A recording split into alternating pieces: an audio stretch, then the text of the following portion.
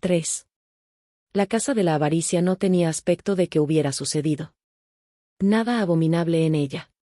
Bueno, nada más abominable que los clientes de un club de juego haciendo fila para ser admitidos en aquel antro de inmoralidad, alimentado por el pecado de la casa. Me encontraba junto a Aras en el balcón de la primera planta al que habíamos acudido en primer lugar y donde esperábamos a nuestros escoltas. Con las manos enguantadas, me aferré con fuerza a la ornamentada barandilla de bronce mientras echaba una mirada 2 pisos hacia abajo, a la zona de la recepción. En el breve viaje en carruaje a través del río Negro hasta aquella casa del pecado, Ras me había pedido que no hablara hasta que hubiéramos entrado en los aposentos privados de Grid. Habría demonios curiosos prestando especial atención a nuestra casa rival y a la aparición del rey. Era mejor, me había dicho Ras, dejar que se hicieran preguntas. Grid no quería que se corriera la voz sobre él asesinato, al que se había referido en su carta como un incidente extremadamente desafortunado. Siempre preocupado por aumentar su poder, quería que sus súbditos se centraran únicamente en complacer su avaricia. Aproveché aquellos momentos de silencio para inspeccionar la casa de la avaricia, me interesaba ver cómo daban forma los pecados a cada corte demoníaca. 4 grandes escalinatas curvas convergían en el centro de aquel espacio y los clientes entraban por ellas desde todos los rincones desde los que llegaban, aunque el espacio circular de abajo solo era el lugar donde los miembros de la casa esperaban a las góndolas. El agua de color merlot serpenteaba en diferentes direcciones y sobre cada canal había letreros que señalizaban las diversas salas de juegos en las que los clientes podían elegir entretenerse.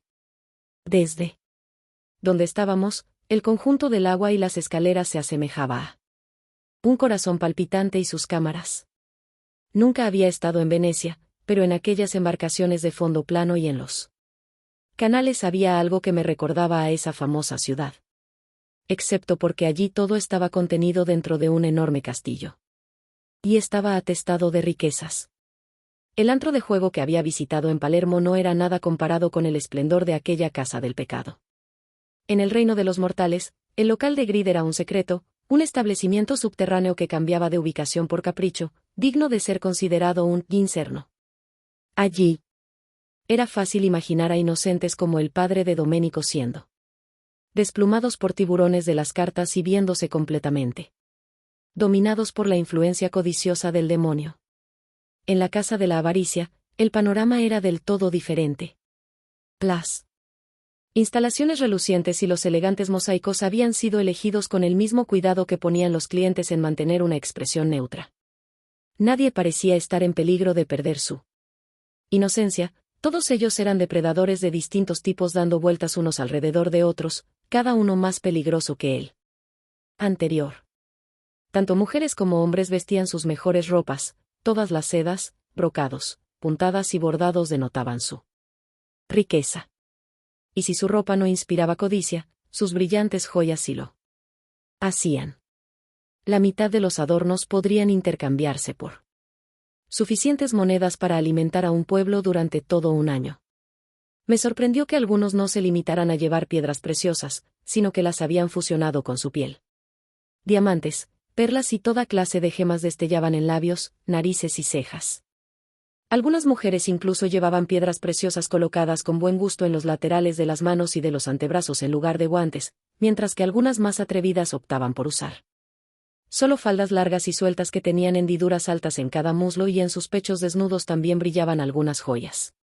Para no quedarse atrás, los hombres que bajaban las escaleras y se dirigían hacia las filas de jugadores que aguardaban a sus góndolas no vestían otra cosa que no fueran joyas en sus bien dotados miembros y sonrisas en los labios. Por lo que parecía, existía una delgada línea entre inspirar codicia, lujuria y envidia. Como había descubierto, aquello se aplicaba en la mayoría de los círculos demoníacos. El pecado y el vicio se superponían a menudo, aunque la forma de expresarlos era un tanto diferente en cada círculo. Antes de que pudiera preguntarle a Aras por los adornos corporales, 2 demonios entraron al balcón y nos hicieron señas para que los siguiéramos. Uno tenía la piel de color verde pálido y los ojos de un reptil, y el otro tenía el cuerpo recubierto de pelo corto y los ojos de ébano líquido propios de un ciervo. En la cabeza del segundo, unas grandes astas se curvaban hacia atrás, y tragué saliva al recordar la primera vez que me había topado con aquellos 2 guardias en particular.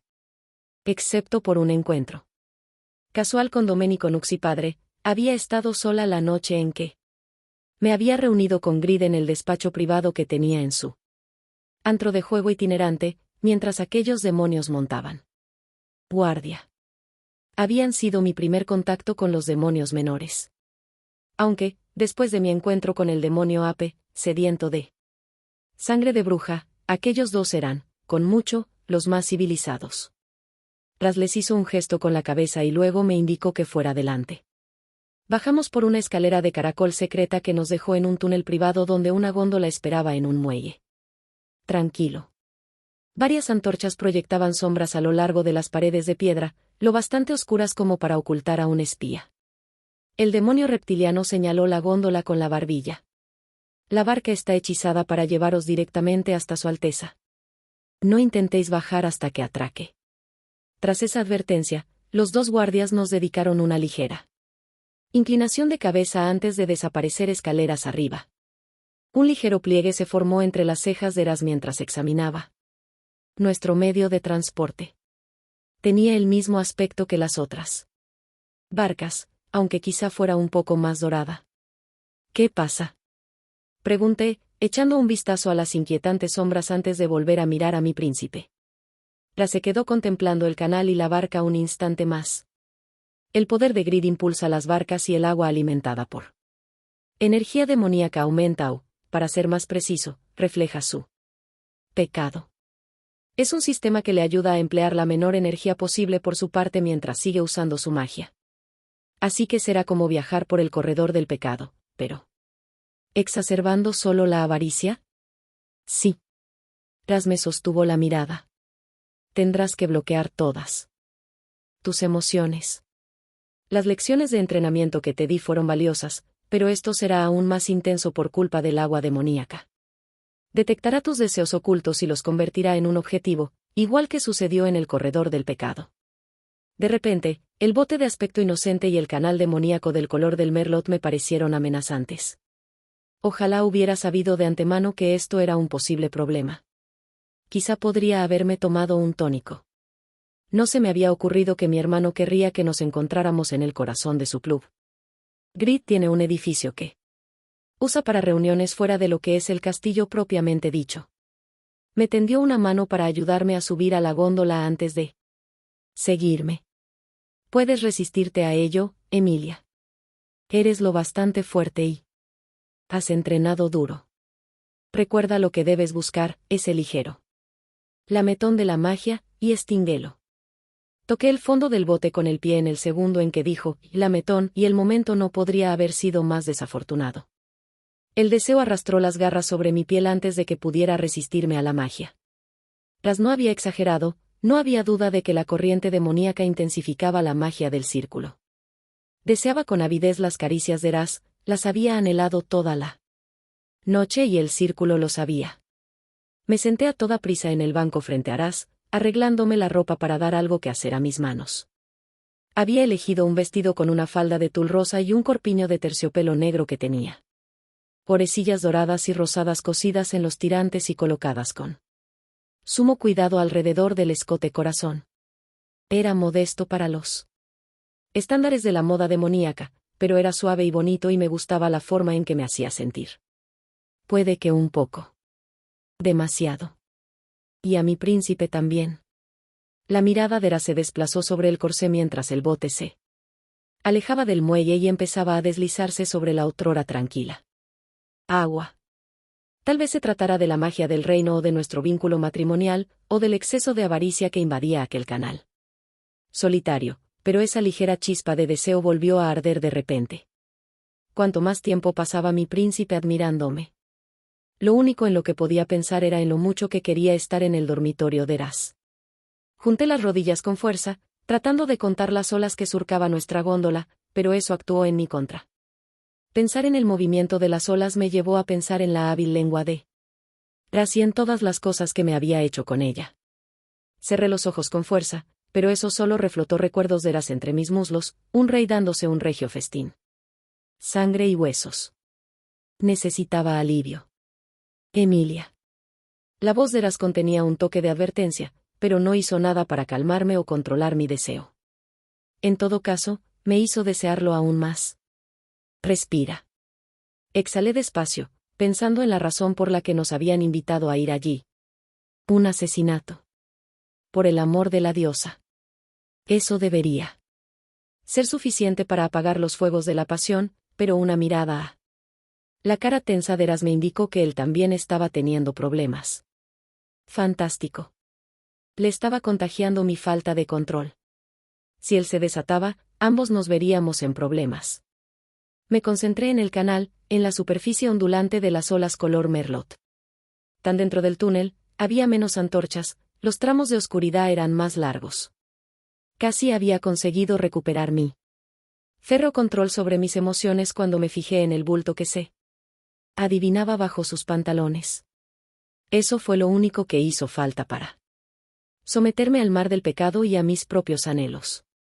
Sin dejar de mirarlo a los ojos, me quité los guantes, me puse de pie, provocando un suave balanceo en el bote, y me arrodillé delante de él.